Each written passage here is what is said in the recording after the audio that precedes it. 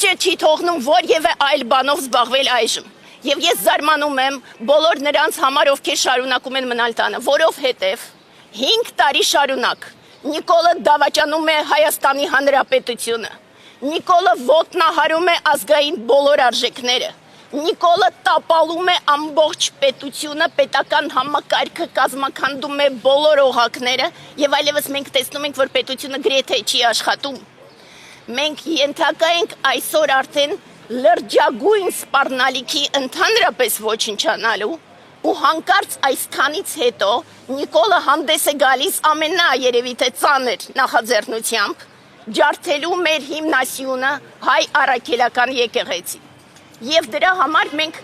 այս անգամ այնսեն, որ ասում են կարմիր գիծը վերջնական հատել է Նիկոլը։ Եթե մնացած ամբողջի հանդեպ ինքը հորինում էր տարբեր բացատրություններ, ապա այս անգամ եւ ոչ մի բացատրություն ինքը այլևս չի կարող ներկայացնել։ Ես ուզում եմ դիմել բոլոր մարդկանց, ովքեր երբեմն գոնե վառում են մոմեր եւ աղոթում են առ Աստված։ Որտեղ եք դուք այժմ, երբ որ ձեր հավատը ոտնահարված է։ Որտեղ եք դուք այժմ, երբ որ Նիկոլը համարձակվել է պղծել հայ առաքելական եկեղեցին։ Ինքը պղծել է մեր սրբություններից մեկը, մեր հարազատ սուրբ հողերը Արցախը։ Ինքը հանձնել է Արցախը թշնամուն, դա մենք չգիտես ինչու մարսեցինք։ Մենք շարունակաբար մարսում ենք, որ օտար երկրյա պետությունների ներկայացուցիչները, այդ թվում թշնամական պետությունների ներկայացուցիչները գալիս են լծվում են Հայաստան,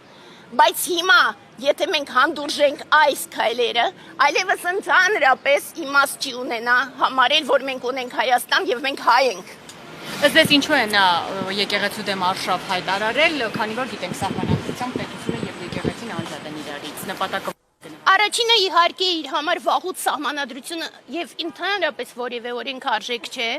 իսկ այս պարագայում ինքը ընկալում է, որ միակ բանը, որ շարունակում է պահել Հայաստանը, դա հենց հայ առաքելական եկեղեցին է։ Եվ ես գիտեմ, որ տարբեր վերլուծաբանները մեկնաբանում են, որ Ադրբեջանի մոլլաները հարված սկսեցին հասցնել եկեղեցուն եւ ինքը պարզապես կրկնեց իրենց,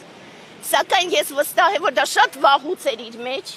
Եվ մենք կհիշենք, որ 18 թվականին ինքը նախաձեռնեց ինչ-որ արշավներ, դա իրեն չհաջողվեց, այժմ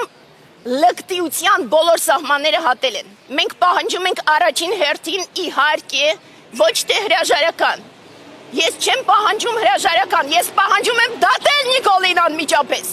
Ու ես պահանջում եմ անմիջապես քրեական պատասխանատվության ենթարկել իր կենակցին այս ամբողջ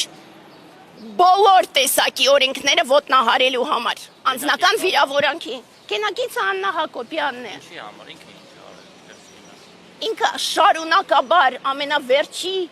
բարերով, ես հայհոյանք նույնիսկ չգիտեմ արդեն ինչ սահմաններ իրենք, ես հասկանում եմ, որ կրթություն չունեն,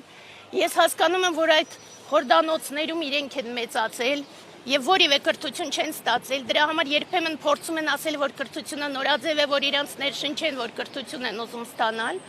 այնուամենայնիվ իրենց պետք է դատել,